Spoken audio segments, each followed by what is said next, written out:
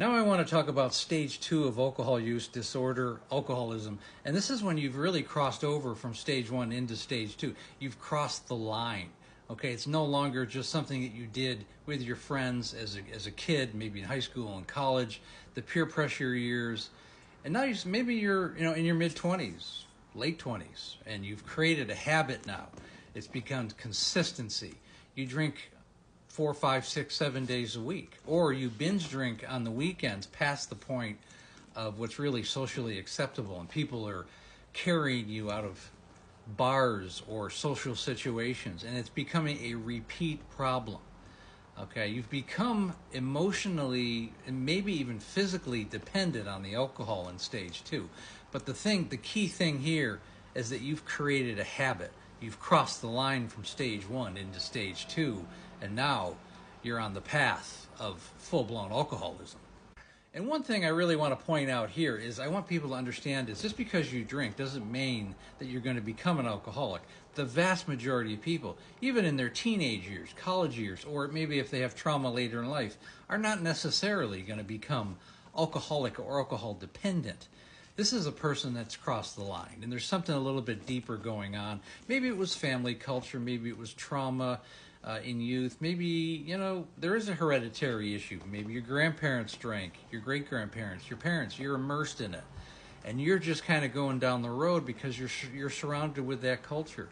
Well, if you find yourself being a regular at a bar, and your friends also do drink with you, that might be an indication. So you can really define if you have an issue, but maybe sometimes the people that you associate with.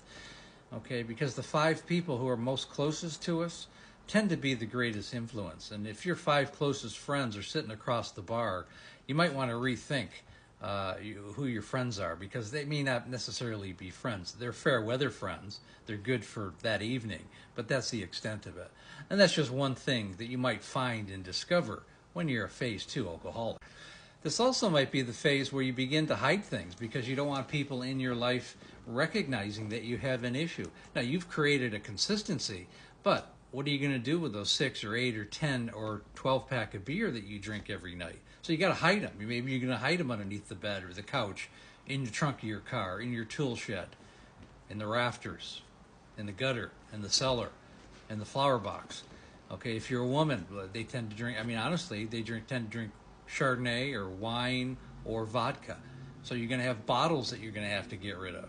You just don't want people to recognize that you have an issue. You're not ready for that. You're not ready for to have to face what you think is a firing range, when in reality, people are really concerned for you, and yet you don't want them to know. You don't want to be found out yet, because you're kind of on the fence of whether or not you have a problem or not, even though you've created this consistency.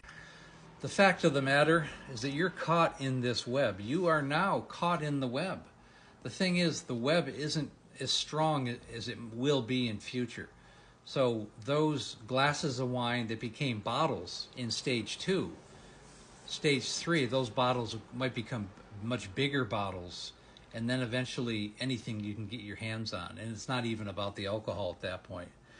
Recognizing that you have created a consistent issue in your life, that's the first thing that you have to admit. And you have to be able to admit that you have a problem.